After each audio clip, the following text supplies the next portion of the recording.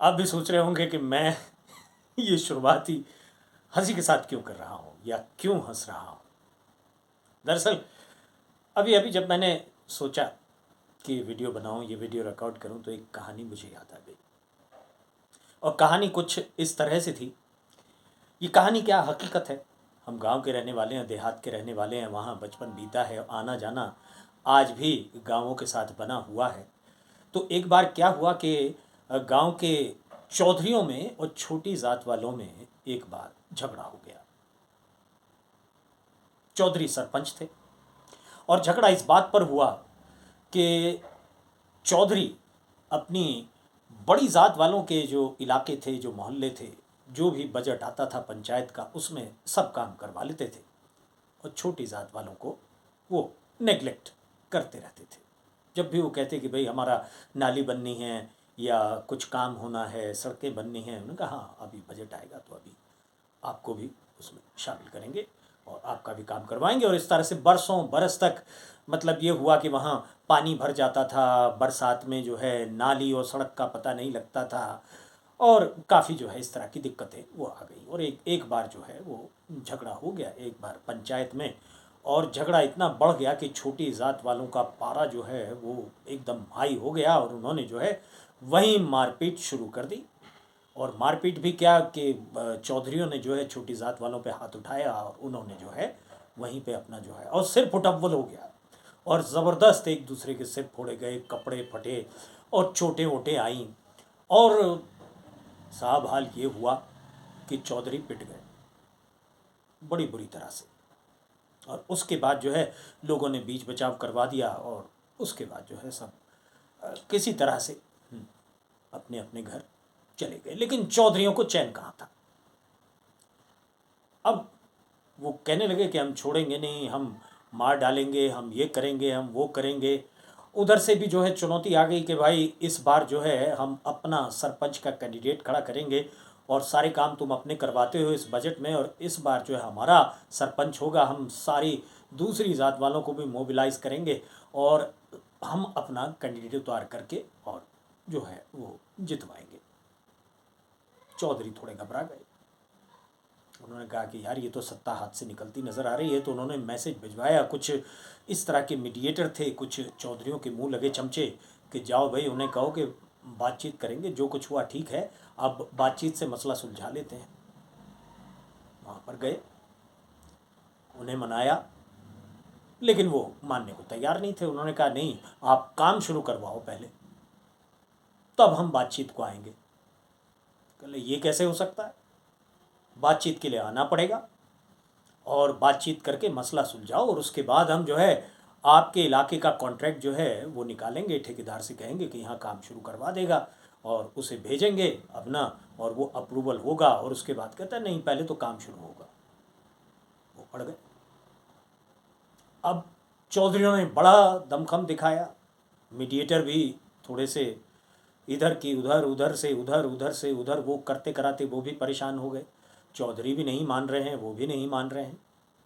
अब साहब क्या हुआ, छोटी जात वालों ने एक कुआं था जिससे सब पानी लेते थे। अब वो कुआं था एक तरह से एक ऐसे इलाके में जहां से उनका भी एक्सेस था, उनका भी एक्सेस था। अब उन्होंने जो है कुएं की घेराबंदी कर दी। छोटी जात वालों ने वहां पहरा बिठा दिया और वहां से जो है उन्होंने कहा कि अब कोई और पानी नहीं लेगा और ये कुआं सिर्फ हमारा है। चौधरियों ने कहा भाई ये क्या बदतमीजी है। कहने लगा हाँ बदतमीजी ऐसी ही है बस, अब इस कुएं से सिर्फ हम ही पानी भरेंगे और इस कुएं पे अब किसी का हक नहीं है। बात परेशानी की थी क्योंकि उसके अलावा जो है और कहीं पे मीठे पानी का कुछ ऐसा कोई स्रोत नहीं था। बढ़िया पानी उससे मिलता था, और जगह था कुछ खारा था, कुछ इस तरह का था। अब इस पर जो है अब वहाँ पानी भरने के लिए आए तो वहाँ पे लठैत बिठा दी उन्होंने छोटी जात वालों ने कि हम देख लेंगे, अब वो वापस कर देंगे, नहीं तुम पानी नहीं भर सकते।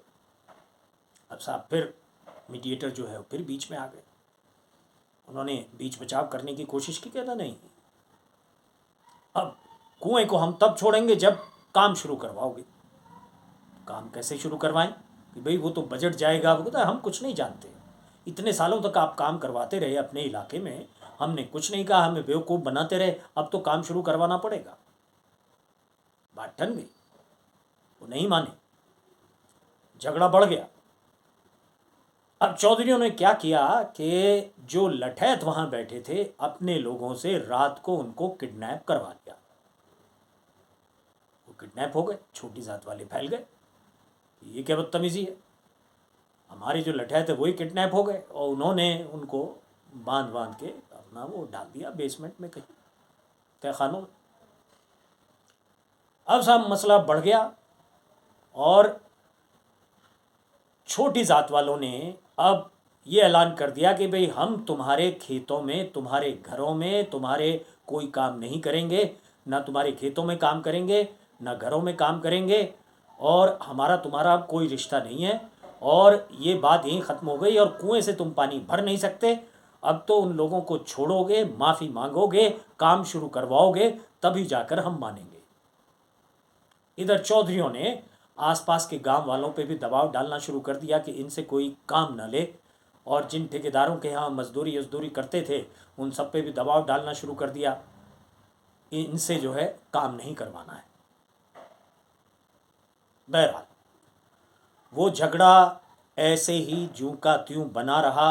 वो कैसे निपटा, क्या हुआ, ये हम आपको आगे बताएंगे, लेकिन इस दौरान हम उसी मसले पर आ जाते हैं जिस पर इस वक्त सारी दुनिया की निगाहें टिकी हुई हैं, और जिसमें हर रोज़ एक से एक नए डेवलपमेंट्स होते रहते हैं। और अभी का डेवलपमेंट ये हुआ है कि ईरान के विदेश मंत्री अब्बास अरागची इस्लामाबाद पहुंच गए हैं, लेकिन अब्बास अरागची का कहना है कि वो इस्लामाबाद पहुँचे हैं बातचीत के लिए, पाकिस्तान से बातचीत के लिए, जिसके बाद वो मॉस्को जाएंगे और उसके बाद ओमान जाएंगे। वो आपस के रिश्तों की बातचीत के लिए, आपस के ट्रेड की बातचीत के लिए पहुँचे हैं। लेकिन उधर ट्रम्प साहब ने ऐलान कर दिया कि हमारी टीम जो है वो इस्लामाबाद पहुँच रही है ईरान से बातचीत के लिए।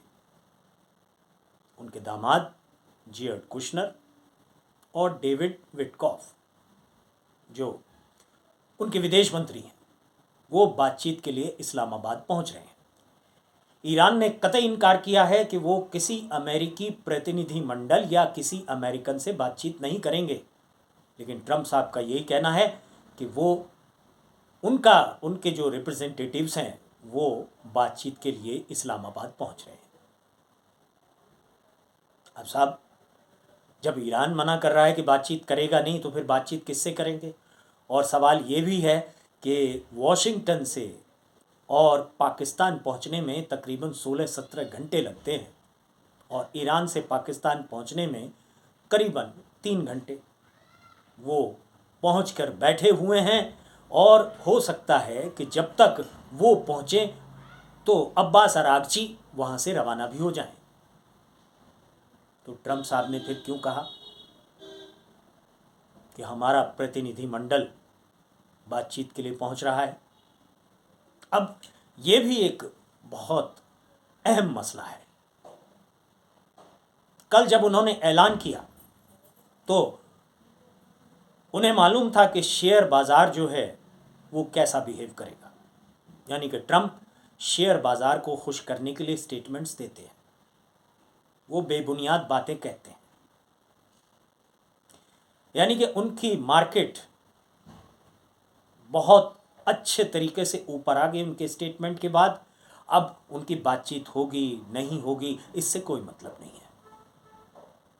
और ये दावे के साथ कहा जा रहा है कि अब्बास अरागची या कोई भी ईरानी नेता अमेरिकन प्रतिनिधिमंडल जेयर्ड कुशनर, डेविड विटकॉफ या उनके जो भी लोग हैं उनसे कतई कोई बातचीत नहीं करेगा। अब वो जब तक पहुंचेंगे तो फिर क्या मसला होगा, क्या पाकिस्तानी फिर उनसे बात करेंगे, पहले अब्बास अरागची से बात करने के बाद फिर उनसे बात करेंगे अलग अलग मसलों पर, ये एक अलग चीज़ है।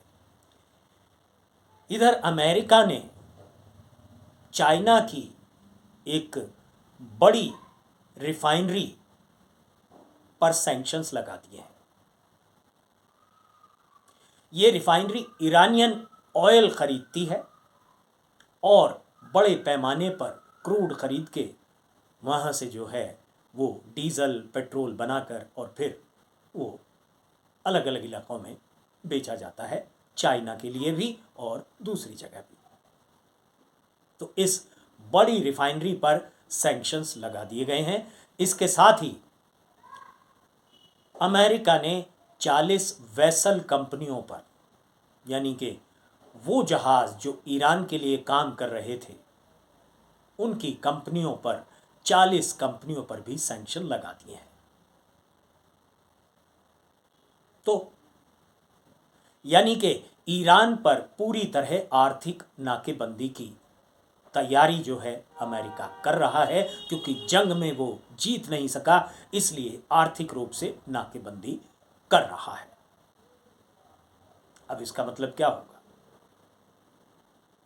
क्या चाइना से सीधे सीधे टकराव अमेरिका को महंगा पड़ सकता है? क्या ये जंग अब और फैलेगी? और हॉर्मूज का क्या होगा? क्या हॉर्मूज ही वो जगह है जहां से अलादीन का चिराग निकल सकता है? अमेरिका के राष्ट्रपति ने एक दिन पहले ये ऐलान किया था कि हॉर्मूज पर हमारा कब्जा हो चुका है और कोई भी बोट जो कि समंदर के नीचे बारूदी सुरंग बिछाती हुई पाई गई तो उसको हम गोली से उड़ा देंगे, उस पर गोली चला देंगे। लेकिन ऐसा वो नहीं कर सकी। अभी भी हॉर्मूज पर ईरान का ही कब्जा है।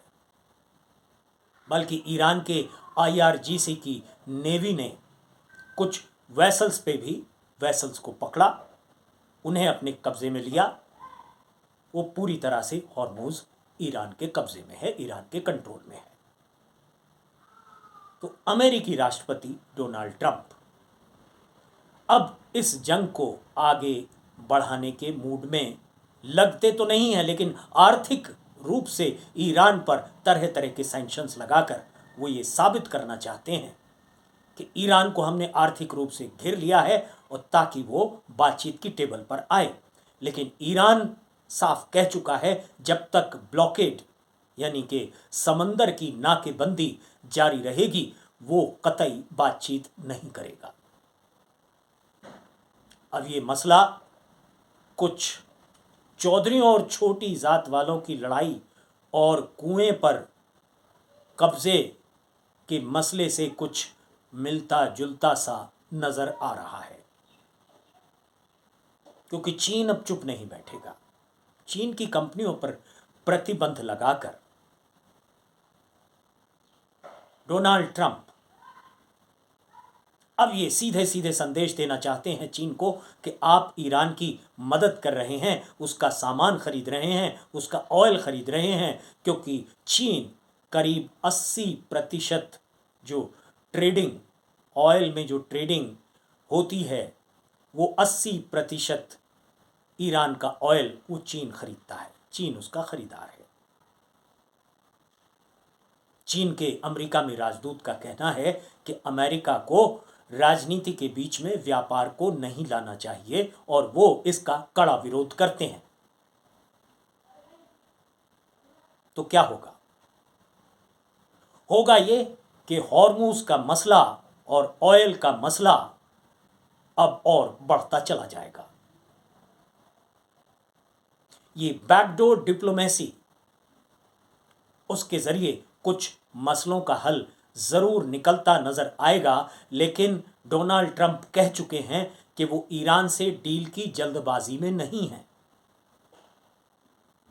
और जो उन्होंने सीज फायर बढ़ाया था उसकी भी मियाद उन्होंने तय नहीं की थी। यानी डोनाल्ड ट्रंप अब थके हुए नजर आ रहे हैं। क्या होगा इसका अंजाम? कहां तक पहुंचेगी ये जंग?